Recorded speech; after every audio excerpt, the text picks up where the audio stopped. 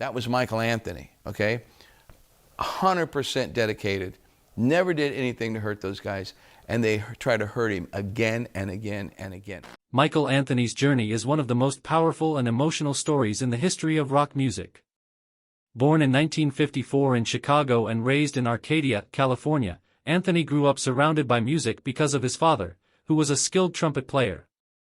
From a very early age, Michael was introduced to instruments, starting with the trumpet at just 5 years old. He was a natural talent and soon became the shining star in his school's marching band.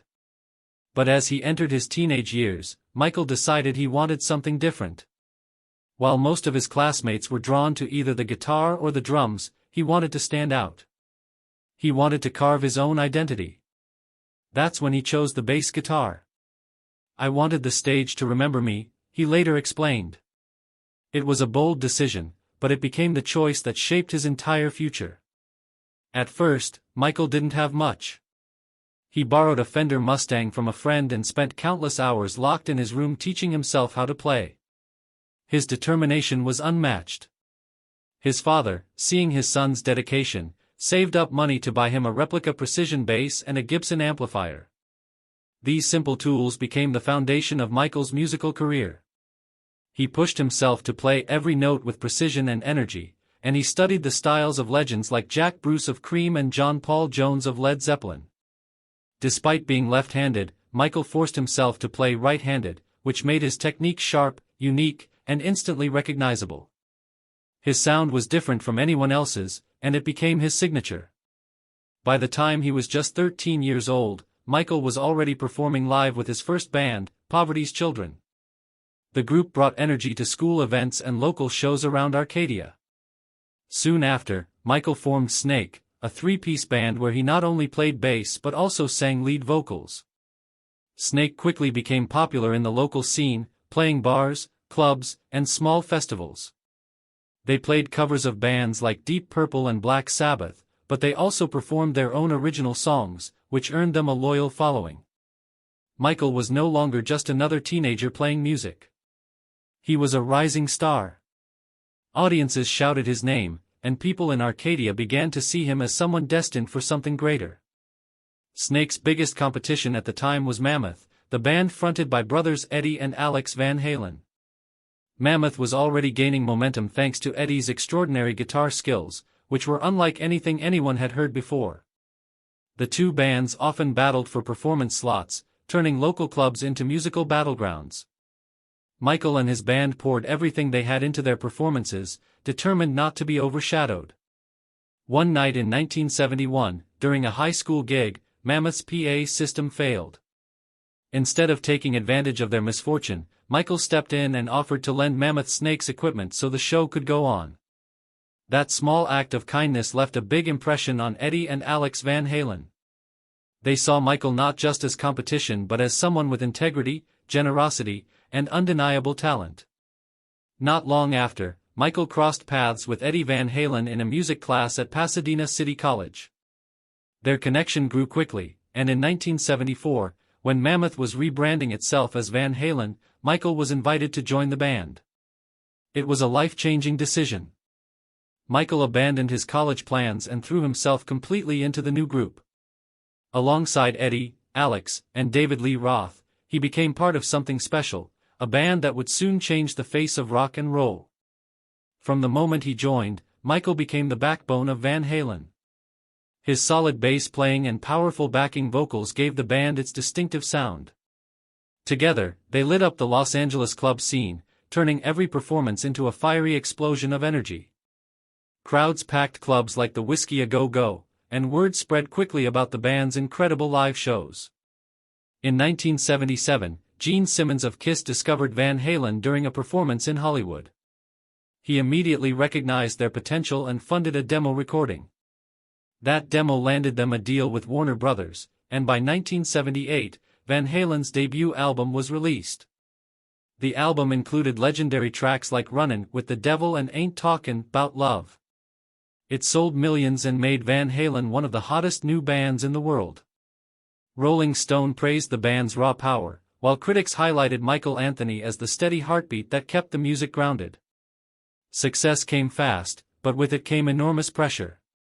The label demanded constant touring and quick album turnarounds, pushing the band into a relentless cycle of rehearsals, recording sessions, and performances. Behind the scenes, tension began to grow. Eddie Van Halen and David Lee Roth frequently clashed over creative direction. Eddie wanted to explore new sounds and experiment musically, while Roth preferred to keep the band's signature party rock style. Michael and Alex often found themselves playing the role of peacemakers, trying to keep the group together. One night during a studio session, Roth slammed his microphone to the ground after a heated argument with Eddie, forcing the band to stop recording. On another occasion, Eddie stormed out of the studio altogether, leaving everyone frustrated. Though Michael stayed out of direct confrontation, he deeply felt the strain. Still, he remained the calm anchor, never letting the music suffer because of the drama around him. As Van Halen's fame skyrocketed, so did their reputation for wild partying. Backstage was filled with alcohol, drugs, and chaos. Yet, Michael always kept himself disciplined enough to perform at the highest level. "We lived fast, but the stage meant everything," he said. His commitment to professionalism set him apart, even as the chaos consumed others. But beneath the fame and glory, cracks in the band's foundation grew wider.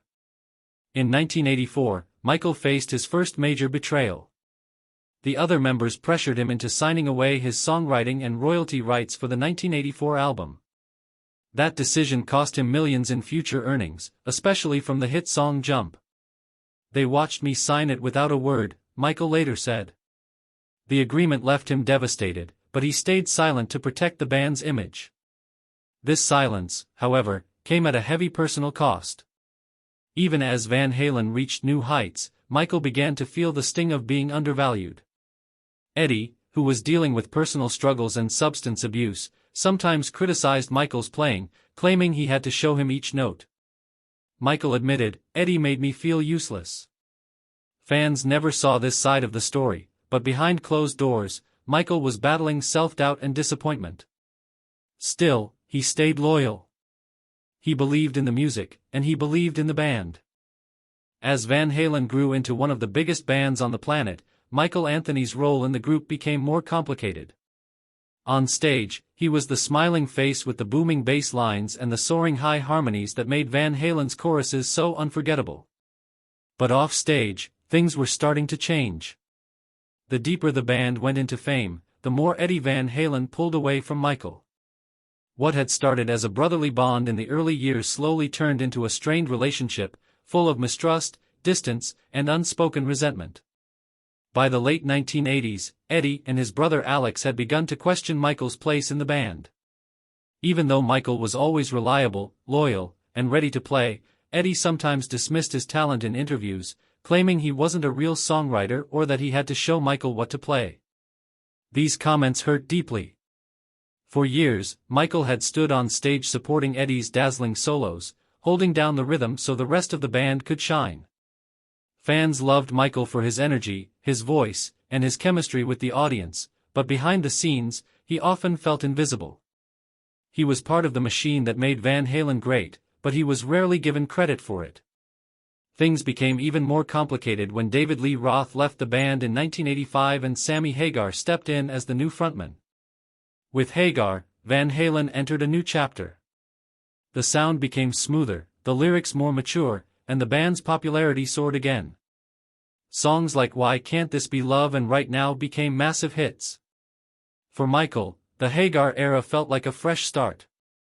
Sammy was warm, welcoming, and respected Michael's contributions. In fact, Sammy often praised Michael's backing vocals, calling them the glue that held the whole sound together. For a while, Michael felt like he had found his place again. But the tension with Eddie never fully went away. Eddie had always been protective of his vision for Van Halen, and as his personal struggles with addiction grew worse, he became even more controlling. During the 1990s, the band's internal relationships were at their lowest point. The arguments between Eddie and Sammy became constant, and Michael often found himself caught in the middle. He tried to stay neutral, but his friendship with Sammy made Eddie suspicious of him. At times, Eddie treated Michael more like an outsider than a bandmate. By the early 2000s, Van Halen was a broken unit. Sammy Hagar left after a bitter fallout, and David Lee Roth briefly returned, but nothing seemed to last. The band's tours became inconsistent, and their albums slowed down. Eddie's health problems, combined with his battle with alcohol and drugs, made the group unstable.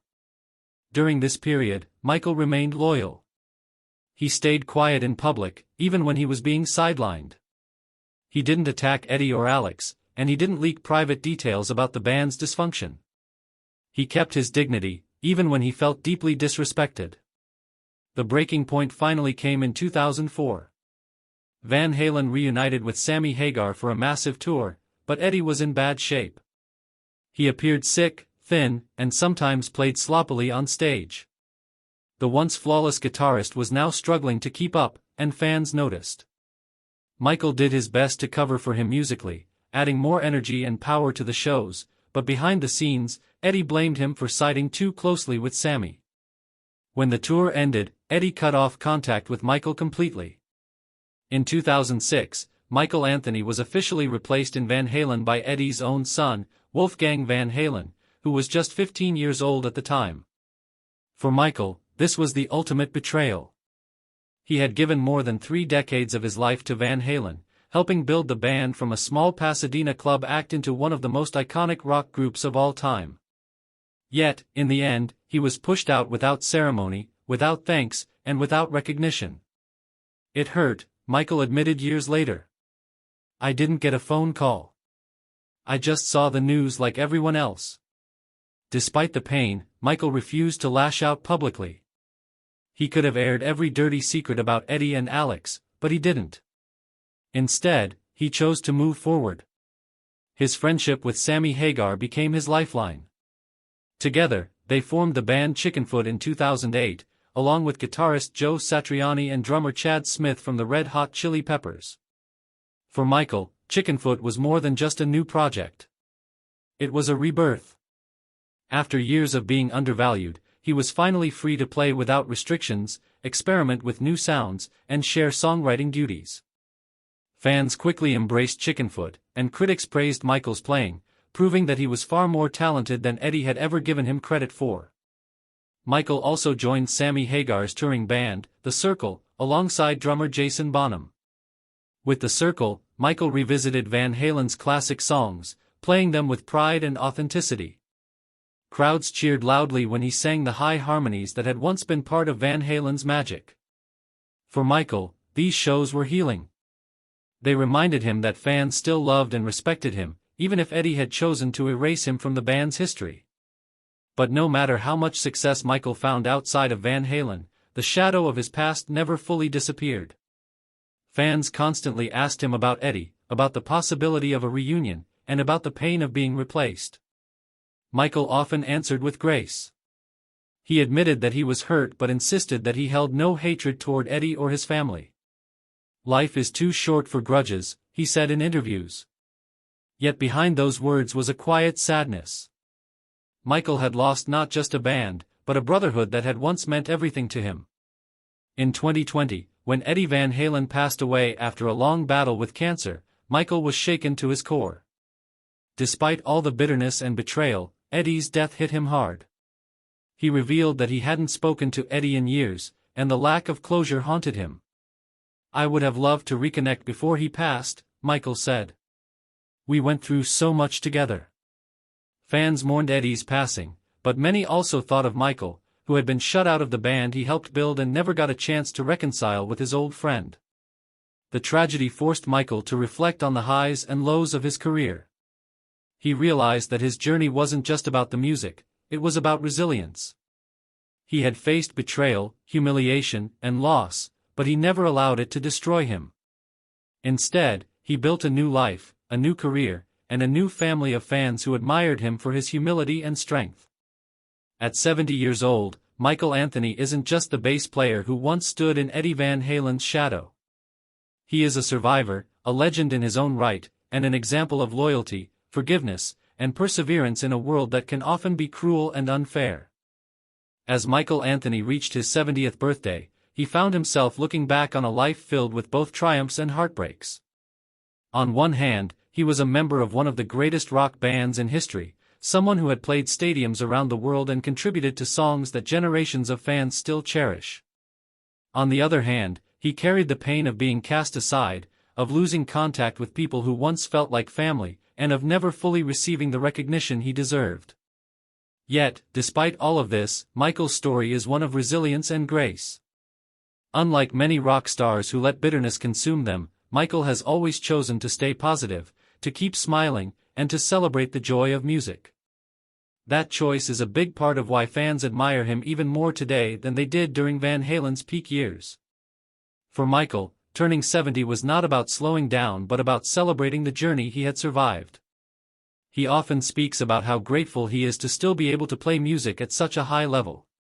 While many of his peers struggle with health issues or retire from the road, Michael remains active, still touring with Sammy Hagar and The Circle, still performing the Van Halen songs that defined his career, and still sharing his famous background vocals with audiences who sing along passionately. Watching him on stage, you can see the same energy he had back in the 1970s when Van Halen first broke through. The hair may be grayer, and the years may have passed, but the spirit is the same. Michael Anthony never lost his love for performing. One of the things that stands out most about Michael is his humility. Unlike some rock stars who carry themselves with ego or arrogance, Michael has always stayed grounded. He often jokes that he was just the lucky guy who got to play with Eddie Van Halen, Alex, and David Lee Roth. But fans know better. They know that Michael's voice gave Van Halen its signature sound. They know that his bass lines, while not flashy, were the heartbeat of the band. And they know that his presence on stage, always smiling, always connecting with the crowd, made the shows feel warm and inviting. Michael may downplay his role, but the fans never have. For many, he was the most relatable member of Van Halen, the everyman in a band full of larger-than-life personalities. Michael's legacy also stretches beyond the music itself. His story teaches powerful lessons about loyalty, forgiveness, and staying true to yourself. When Eddie Van Halen replaced him with his own son, Michael could have lashed out, gone to the press, and tried to damage Eddie's reputation. Instead, he chose silence. He let fans draw their own conclusions. That silence was not weakness, it was strength. It showed that Michael valued dignity over drama. Even after Eddie's death, Michael spoke with kindness, remembering the good times rather than dwelling on the pain. In a world where grudges and scandals often take center stage, Michael Anthony's ability to move forward without bitterness is truly remarkable. Another important part of Michael's legacy is his loyalty to Sammy Hagar. When Van Halen turned their backs on him, Sammy opened his arms. The two built a brother-like bond that has lasted for decades. Together, they proved that friendship in the music industry is possible. Michael often says that playing with Sammy gave him a second chance at happiness.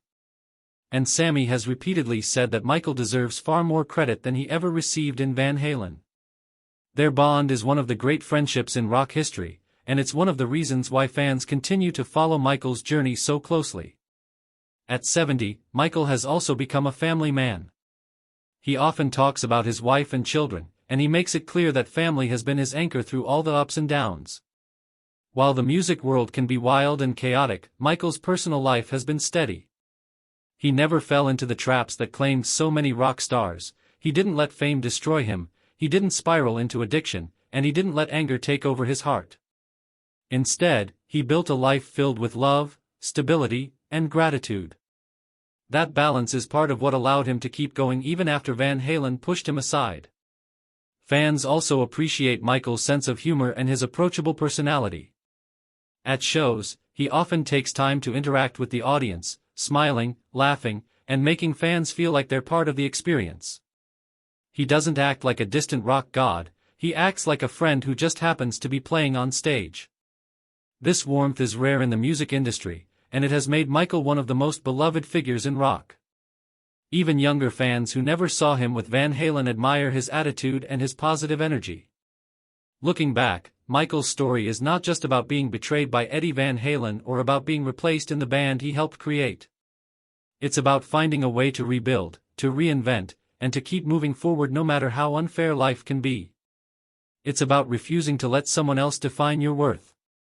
Michael may not have been the flashiest bass player in the world, but he proved that sometimes the quiet ones, the ones who hold everything together without demanding attention, are the most important of all. As he enters his 8th decade of life, Michael Anthony stands as a reminder that success isn't just about fame or recognition. True success is about integrity, resilience, and the ability to inspire others through your actions.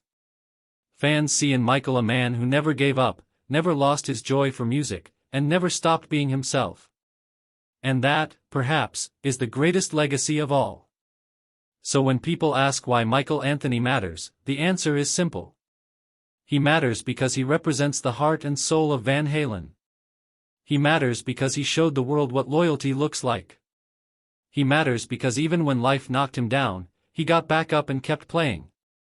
And today, at 70 years old, Michael Anthony is not just a former member of Van Halen, he is a living legend, a symbol of strength, and proof that sometimes the quietest voice can leave the loudest echo.